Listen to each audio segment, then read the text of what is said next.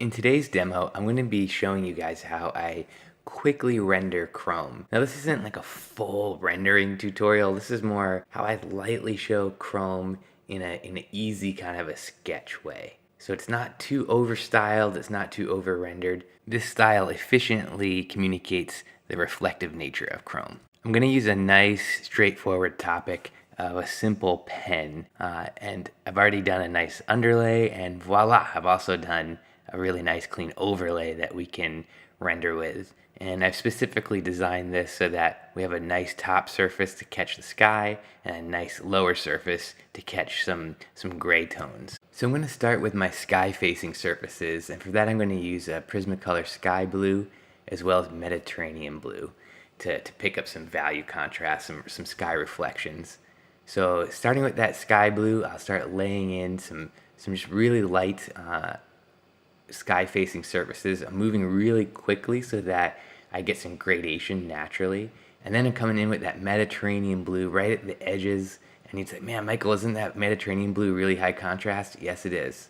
And that's the whole point. The Chrome is a very reflective surface, and you need to be bold with it, and don't be afraid of a little bit of contrast. Next, for that lower facing surface, I'm going to be using a series of Prismacolor cool gray markers, so 20%, 40%, and 80% respectively.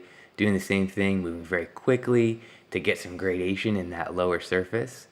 Coming in with the 40%, starting to pick up a little bit of more contrast. You start to see that that's starting to feel a little bit more reflective, maybe some underlight reflection there. And then just a little bit with the 80%. Don't need to go crazy with this, but it does give it that really nice strong sense of reflection.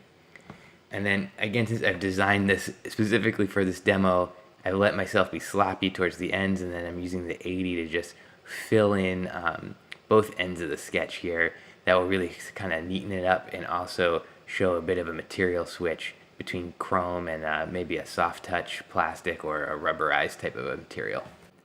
Now that I have those two end caps blocked in, I'll come in with a Prismacolor black and really just get the very darkest undershadows there.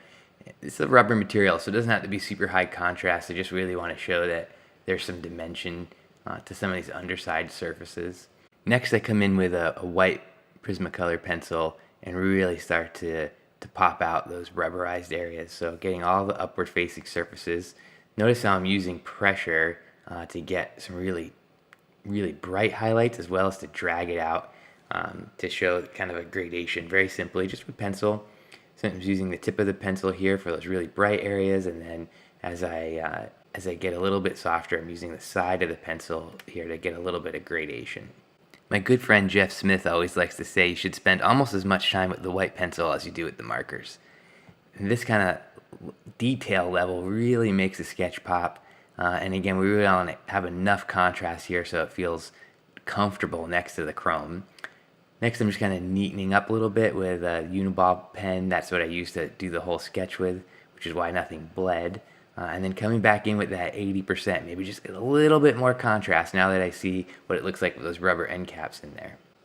There it is, guys, bingo. Nice little chrome study on this Sharpie pen. Give this technique a try in your sketches, and if you use it and you post your sketch, tag me at Ditulo on Instagram.